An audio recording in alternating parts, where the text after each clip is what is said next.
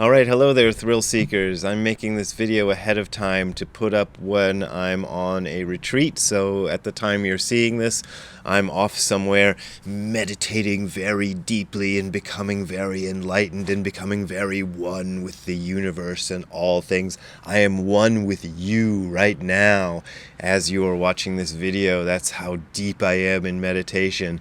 So I just want to get all the administrative stuff out of the way right at the beginning. I am on tour of Europe right now, a tour of Europe, and you're seeing the dates on your screen. So if you want to attend any of these events that you're seeing on the screen, you can go to the URL that you're now seeing on the screen, which is hardcorezen.info/events, and there you will find clickable links to all the remaining events. I know some of the events that you just saw are over, but some of them are not, and you can sign up for the other ones if you want to.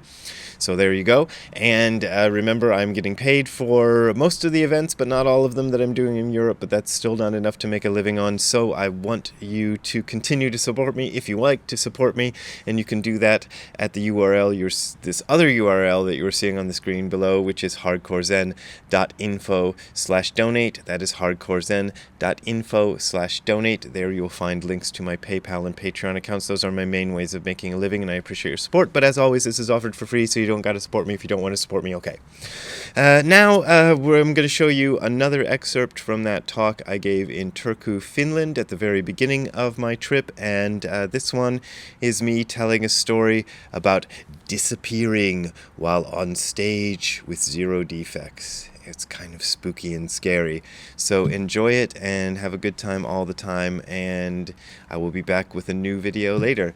See you around. Bye. Have a good time all the time.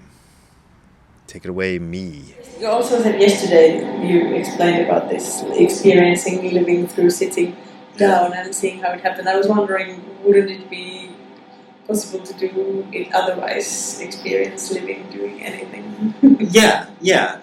I think there are lots of ways to experience it. My teacher was, the reason my Japanese teacher, I have two teachers, so it might get a little confusing, but the teacher I had in Japan, the thing that got him interested in Zen was that when he was a teenager, he was very athletic. I didn't meet him until he was in his 70s, so he wasn't very athletic then, but apparently when he was a teenager, he was, and he was a track runner. So he'd run, track.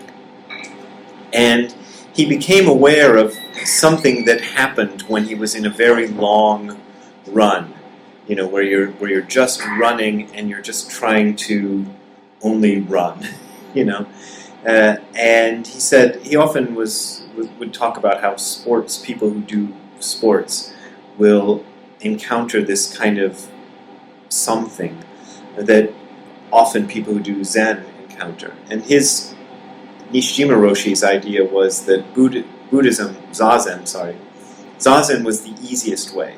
Because Zazen is a physical act, just like any sort of athletic act is, but it's also a very easy one. You don't have to run, you don't have to box, you don't have to play football or all of these other things.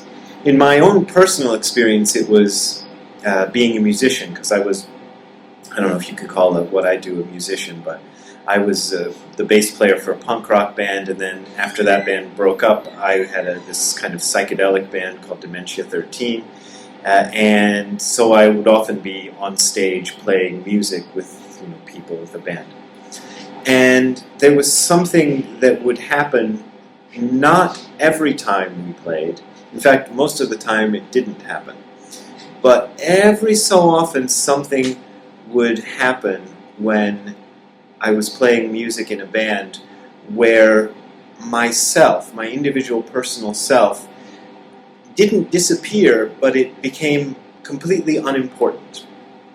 Just kind of steps aside. So there's no more me. To use that weird, funny quirk of English language. The me disappears, and just the music is happening. And I can remember the most recent time this happened must have been around 10 or 12 years ago. I was playing with Zero Defects with a punk rock band that I was in. We reunited in 2005, and so we still play sometimes, not so often, but every once in a while. We played in around 2010, or I don't know, somewhere in there. We were playing a show in Cleveland, Ohio, and Brad, disappeared, and it was a very interesting experience because by that time I'd done Zazen a lot, and I recognized it immediately as something that I'd only encountered. The only other place I'd encountered this was doing Zazen, was doing meditation, where I disappeared completely, and it was this interesting experience where nothing could go wrong. That was the only verbal way I could explain it, only that doesn't make sense, because we made as many mistakes as we do in any ordinary show, probably, that night. But it didn't matter, because everything was together. The band was completely together, and I suspect all four of us were having this experience. I don't know. And where the whole thing just kind of collapsed.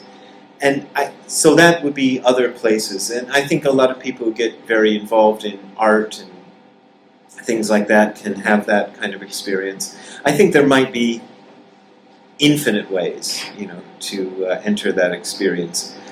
But I also think that our culture tends to doesn't value that experience very much. We think it's unimportant, or we just think it's something insignificant, or it doesn't matter.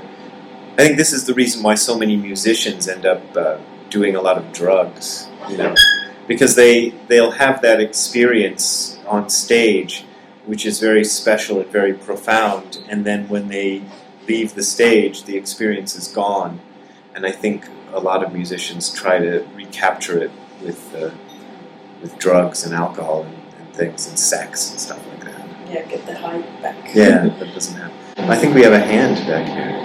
Yeah, go for it. So you say that while performing you felt yourself kind of felt like you disappeared? Yeah, I felt I disappeared. Did you feel, or did you come out of the band, the whole group of people, including the audience, or just?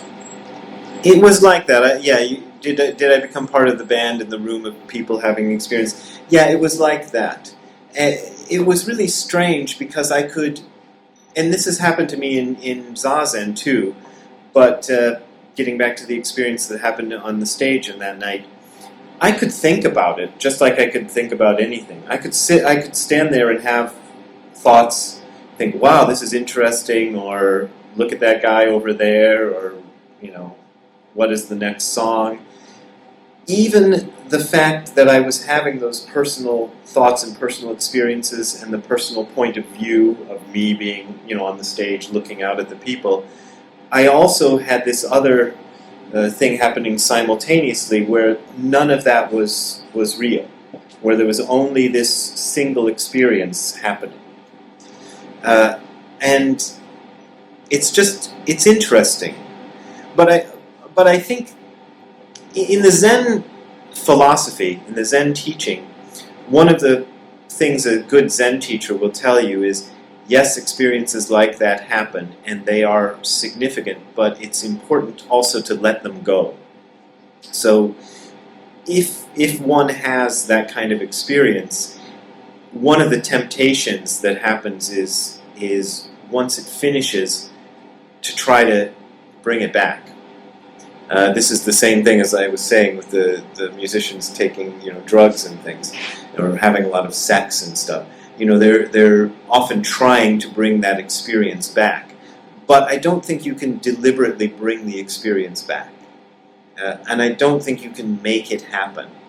The only thing you can do, and maybe this is part of what meditation is about, is to learn to appreciate it and notice it when it happens. Because I think a lot of us have that experience, but we've been taught by society, by everyone else, just how everything goes, that this isn't important. So we miss it. It might happen, all day long, and we just don't even recognize that it's happened. We do.